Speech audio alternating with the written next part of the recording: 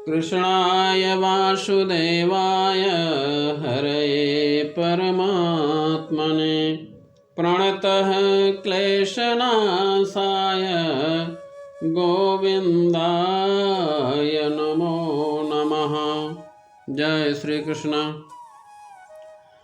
सर्वभूतस्थितं यो मां भजत्येकत्वमास्थितः सर्वथा वर्तमानोऽपि स योगी मयि वर्तते।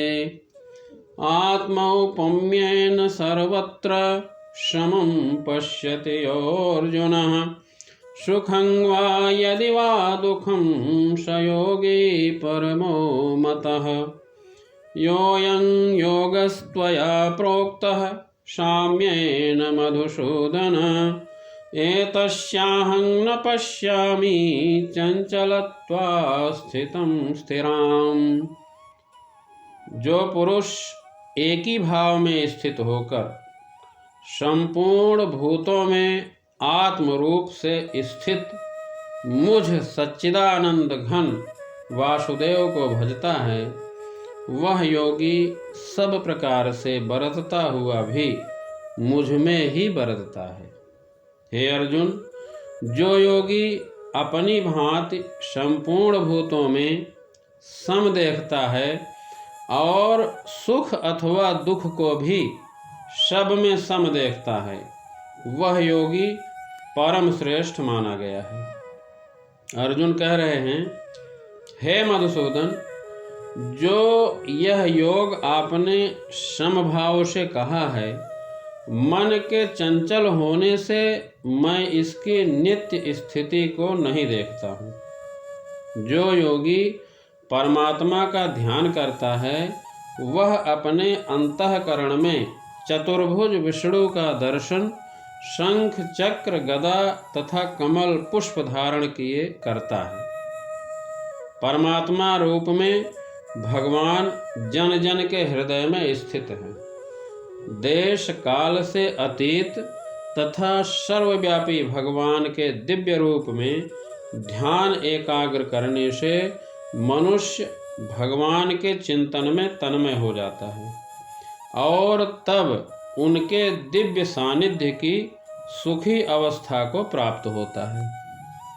यद्यपि भगवान एक हैं, किंतु वह जितने सारे हृदय में उपस्थित रहते हैं, स्मृत शास्त्र में लिखा है कि विष्णु एक हैं, फिर भी वे सर्वव्यापी हैं। एक रूप होते हुए भी वे अपनी अचिंत शक्ति से हर जगह उपस्थित रहते हैं। जिस प्रकार सूर्य एक ही समय अनेक स्थानों में दिखता है। जीव के दुख का कारण ईश्वर से अपने संबंध का विस्मरण होना, सुख का कारण भगवान को मनुष्यों के समस्त कार्यों का परम भोक्ता, समस्त भूमि तथा लोकों का स्वामी एवं समस्त जीवों का परम हितैषी मित्र समझना है।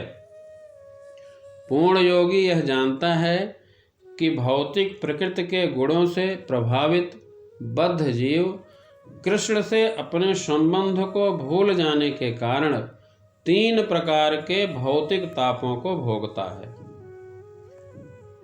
भगवान के भक्त हमेशा जीवों के कल्याण को देखता है और इस तरह वह प्रत्येक प्राणी का सखा होता है। वह सर्वश्रेष्ठ योगी है, क्योंकि वह स्वांतः सुखाय सिद्धि नहीं चाहता, अपितु अन्यों के लिए भी चाहता है। वह अपने साथी जीवों से द्वेष नहीं करता। यही वह अंतर है जो एक भगवत भक्त तथा आत्मोन्नति में ही रुचि रखने वाले योगी में होता है। जो योगी पूर्ण रूप से ध्यान धरने के लिए एकांत स्थान में चला जाता है, वह उतना पूर्ण नहीं होता जितना कि वह भक्त जो प्रत्येक व्यक्ति को भगवान के रास्ते पर लाने का प्रयत्न करता है।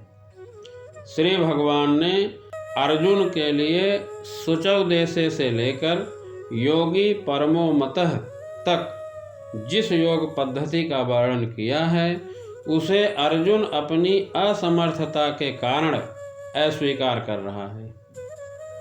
इस कलयुग में सामान्य व्यक्ति के लिए यह संभव नहीं है कि वह अपना घर छोड़कर किसी पर्वत या जंगल के एकांत स्थान में जाकर योगाभ्यास करे। आधुनिक युग की विशेषता है अल्पकालिक जीवन के लिए घोर संघर्ष। लोग सरल व्यावहारिक साधनों से भी आत्म साक्षात्कार के लिए उत्सुक या गंभीर नहीं हैं। तो फिर इस कठिन योग पद्धति के विषय में क्या कहा जा सकता है? जो जीवन शैली, आसन विधि, स्थान के चयन तथा भौतिक व्यस्तताओं से विरक्ति का नियमन करती है। व्यावहारिक व्यक्ति के रूप में अर्जुन ने सोचा कि इस योग पद्धति का पालन असंभव है, भले ही वह कई बातों में इस पद्धति पर खरा उतरता था। अर्जुन राजवंशी था और उसमें अनेक सद्गुण थे। वह महान योद्धा था, वह दीर्घायु था और सबसे बड़ी बात तो यह कि वह भगवान श्री कृष्ण का घनिष्ठ मित्र था। 5000 वर्ष पूर्व अर्जुन को हमसे अधिक सुविधाएं प्राप्त थी, तो भी उसने इस योग पद्धति को स्वीकार करने से मना कर दिया। इतिहास में कहीं ऐसा लिखा नहीं मिला कि जिससे यह ज्ञात हो सके कि अर्जुन ने कभी योगाभ्यास किया हो। अतः इस पद्धति को इस कलयुग के लिए सर्वथा दुष्कर समझना चाहिए। कुछ बिरले व्यक्ति के लिए यह पद्धति सुगम हो सकती है, किंतु सामान्य जनों के लिए यह असंभव है। जो लोग विभिन्न स्कूलों तथा समितियों के द्वारा इस योग पद्धति का अनुकरण कर रहे हैं, वह भले ही संतोषजनक लगे, किंतु वे सचमुच अपना समय गंवा रहे हैं। वे लोग अपने अभीष्ट लक्ष्य के प्रति सर्वथा अज्ञानी हैं। जय श्री कृष्ण।